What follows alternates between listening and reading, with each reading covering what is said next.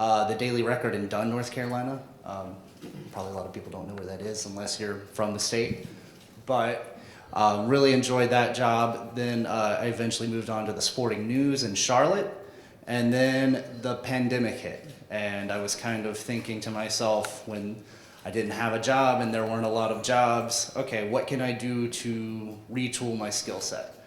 And I was living in Winston-Salem at the time. And that's when I found out about the documentary film program at Wake Forest. And so having mostly only a writing background, I thought it would be good to maybe develop my video skills.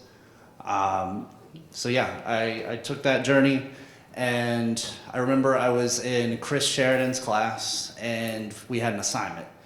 And the idea was, what is a world that you could take someone into that hasn't been told before, like a story that hasn't been told before?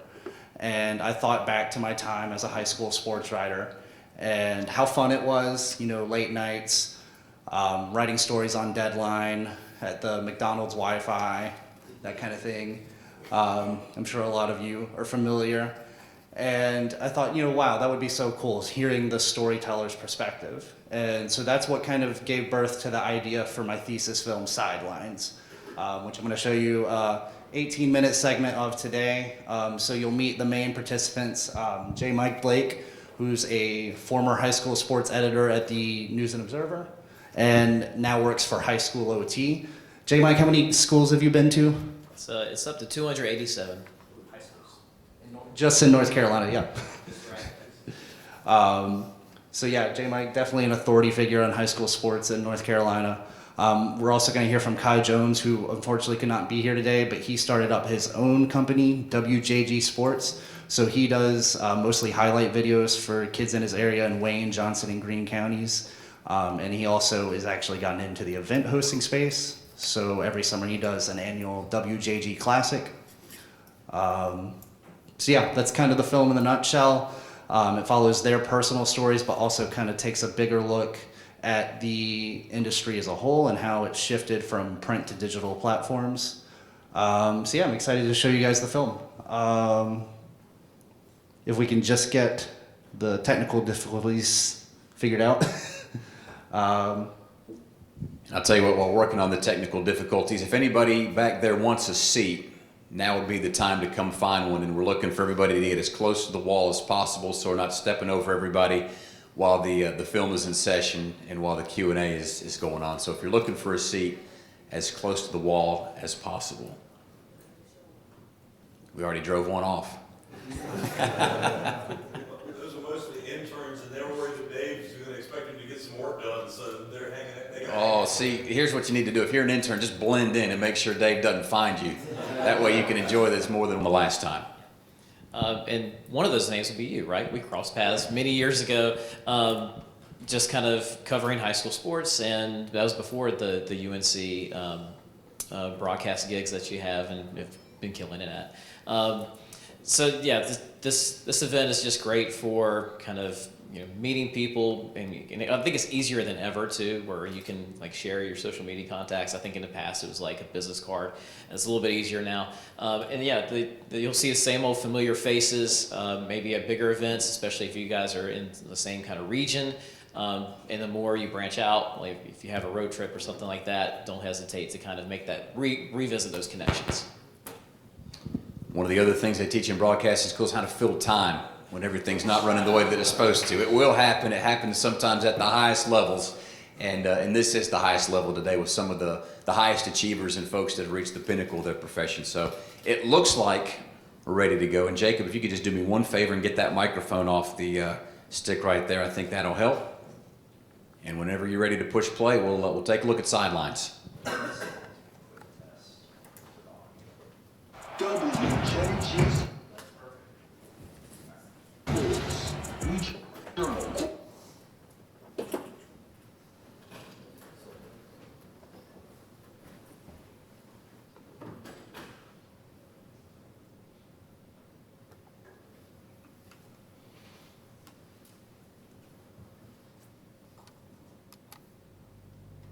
I realized that the things I was working towards were not valued, and that with my young family, I wasn't going to have a choice to end my career as a high school sports writer for this newspaper.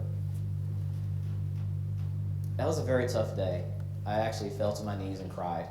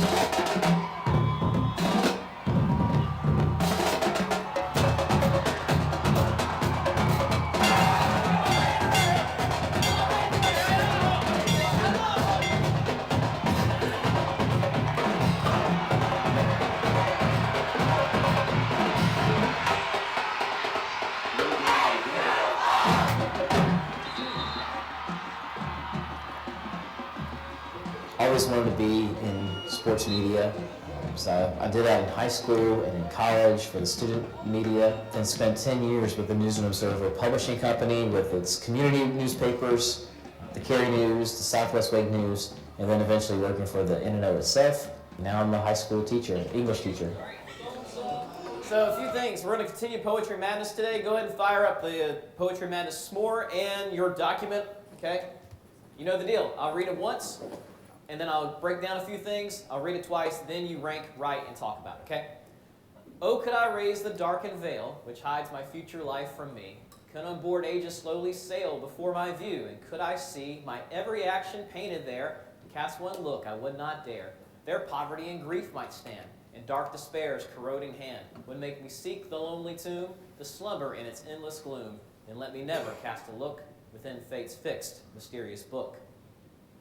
You and I, especially you guys, you have so much more of your life left.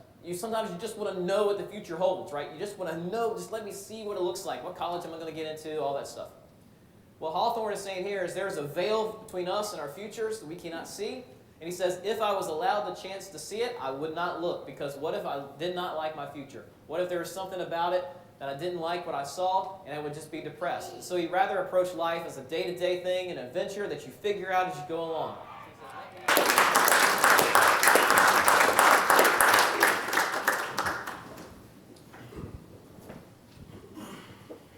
Okay, so that was a lot packed into 18 or 20 minutes, and the journalist in me wants to know, who's seen tons of documentaries, you start out with hours of footage, maybe days worth of footage.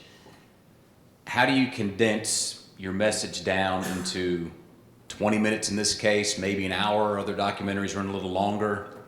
What's your start point, and how do you get to a consumable amount of footage? This one's actually on. Well, I think first I should answer that by starting about my initial vision for the film, and my idea was, I'm going to talk to like 20, 30 different sports writers across the state, and I'm going to get all of their individual stories. And then I sat down and thought about it. I was like, that's going to be like a docu-series or something. And so then I kind of had to think, okay, who do I like know well that I know like has a good story? So I had met J. Mike personally. He's actually from Harnett County, where I first had my first job, and so he had reached out to me before. And then I met Kai also in my travels, and I knew both of their stories. I thought, wow, that would be like really good. So starting there with like a narrow focus, I think really helped, because I think if I had tried to interview 20, 30 different people, it would have been too broad of a scope. Once you get there, it's a lot. I mean, I think my first cut was like over 2 hours, and I was like, oh, I hate it. It's not working. Like, what's wrong? Like, this isn't what I visioned at all. And I think you just have to think of it the way that helped me was thinking of it in scenes, and like, what are like the 10 scenes I absolutely need to make this film, and just whittling it down one piece at a time. J. Mike, the way that your story was featured in that piece reminds me of some advice that I was given years ago, and that's that the job market will sometimes push you into the right place as opposed to you chasing whatever job that you wanted. I think it's pretty safe to say that you're in the right place for you right now, as an English teacher by day and then nights and weekends working the high school beat. I've been in your shoes before, and it's a crushing thought to know that sometimes jobs that you have won't last or jobs are disappearing. But take me back through the process of where you thought you were supposed to be and how happy and satisfied you are to be where you are now. So, yeah, I guess when I was in college, I graduated in 2008, and around 2006 or 7 is kind of when the bottom started falling out for newspapers. I'm kind of 3 years into college, so it's a little too late for me to turn back and find something else. But once I started locally at Cary and then with the News and Observer, we had a high school sports editor, Tim Stevens, who had been there. I think he retired after like 46 years. He's a National Hall of Fame. He's in every Hall of Fame you can imagine. The Media Person of the Year award is named after him. I saw what he was doing and how content and kind of fulfilled. It was really about the service of journalism with him, telling people stories. And I saw that as more attractive than covering college. And as I mentioned briefly there, my senior year, I got to kind of be the beat reporter for NC State for WRAL. Wasn't nearly as much fun for me or as fulfilling. So I was like, I'm going to replace Tim Stevens. I'm going to replace the legend and do that. And I could do that for the rest of my life.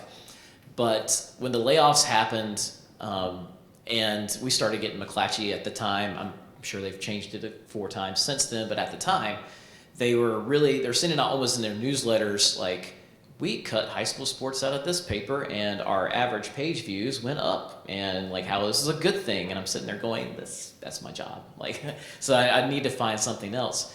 It was very hard to break from that because I had kind of in my mind, like, this is the where I wanted to get, where I wanted to be. And the way I was promoted even was a little bit, it's a little disappointing when you're a finalist for the job and they kind of hold you in his positions, and then when you get it, it's because everyone else got laid off. So that was what I had envisioned. But now, like, I interviewed. I knew I wanted to be a teacher just because that was kind of a natural thing for me. Working with high school students, and coaches are just teachers as well. And also through my time at the newspaper, I kind of mentored a few young writers. So Ian Pierno, who's basically running Slam Magazine, I knew him in high school. He does the League Fits Instagram account where the NBA players have their runway. Like, he kind of started that. One of them's here today, Shannon Scoville, who in high school, now she's a professor at Tennessee, journalism professor, has written for NCAA.com and doing great things. So mentoring young people was kind of my thing. And then knowing that about myself kind of led me into this, and it's been better than I could have ever imagined. I'm teaching American literature, and this year I got to teach journalism for the first time, finally, and public speaking as well. The short question, Jacob, to what I want to ask you next is there a formula to making a documentary successful? Because you've got interviews, archive footage, you've got J. Mike and his kids walking to their car. There's a lot to put in place. Is there a correct formula for making this work? Absolutely not. I think a big thing for me is, again, this is the first film I've ever made. And there were a lot of challenges that came with that. One of my first shoots I was going to do was following Kai is also a teacher, and I was going to come film him in his classroom, and I drove all the way to Goldsboro, which is not close to Winston-Salem, and got there, and there were no batteries in the camera bag. So I had to drive back and reschedule the shoot later. As far as what makes a successful documentary, I think it's, for me, it's story. And while I may not have had all of the technical skills I needed, and I had a lot to learn a lot on the job, I always felt like I had a good story. And I think that's just what I focused on. With documentaries and reality TV, I'll slide you a little secret here. It's not always real.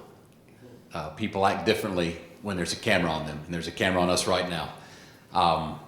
J. Mike, how real, from what you see on camera, is the documentary when it comes to what you do and the portrayal of people? I believe that's like 100% this kind of, you know, you can even see when the interview with Kai, how much his local community means to him, and I know that's genuine.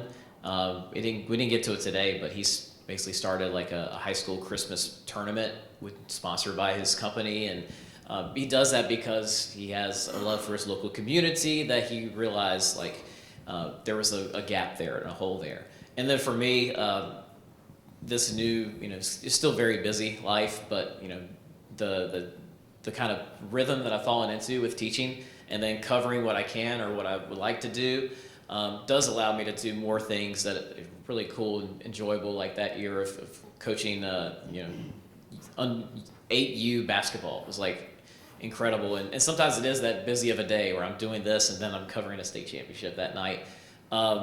And so, and hopefully you guys also saw just how much I do a lot of hand motions when I'm teaching, but that's one thing I noticed. But how much I really enjoy like being in that atmosphere of my students and getting them to talk and things like that, seeing the light bulbs turn on for them. So I'd say like hopefully I like to think that's pretty much, you know, pretty accurate to my story. And I'll just add that I think having a prior relationship with J. Mike and Kai helped in that trust factor. They were very good right from the beginning of being open and honest. That, like when J. Mike's telling his story about the day he knew it was over, that was our very first interview. Like that was the first one we shot, and it made it. You know, it's not the best shot film, but the best shot interview, but it made it into the documentary because of what he said was so important. So I think the fact that I was able to already have that trust established really helped in portraying their true story. If you were here at the beginning when Wes was sitting here, he talked about names like Peter Gilbert and Arthur Agee, and I had to pinch myself because as I was telling my daughter on the way over here that these jobs give us opportunities to meet people in a real world that we would not have a chance to meet. So we should all be thankful for being in the presence of some of these folks that have set the standard in our industry. I saw Hoop Dreams when it came out in the theaters, 1994, so I was in high school. And I thought I was going to see a basketball movie. And there was a basketball element to it, absolutely, for 3 hours and change. But the more that I've rewatched it over the course of time and the older that I've gotten, it's about so much more than just basketball. It's about family and underdog stories and overcoming a lot of obstacles in life that you don't realize are there when you're younger, but you absolutely see when you're older. And so from when I was 14 or 15, seeing that movie for the first time 30 years later, it's still the gold standard in terms of what I think a documentary should be. And so as I circle back around, Jacob, to your documentary, when you watch it back or when you have people talk to you about it, what would be some of the more powerful elements that you think you see or have been told that's made a difference in somebody's life? I think of what J. Mike was saying about Kai and his love for his community and how he is kind of like creating a role for himself in the community that, you know, doesn't exist otherwise. And just like that kind of like creative thinking, you know, in an industry where everything around seems to be sinking, kind of doubling down and saying, no, I want to do this, and, you know, finding a creative way to go about it. Yeah, I think that, and just like the genuineness of their personal journeys, seeing like those elements of their daily life. Yeah. And then last thing for both of you, I think we're trying to stick to the clock here. Are we good back there? Yeah, 5 minutes. Five. Oh, that's an eternity in television, not much in radio. Might be a couple pitches in baseball.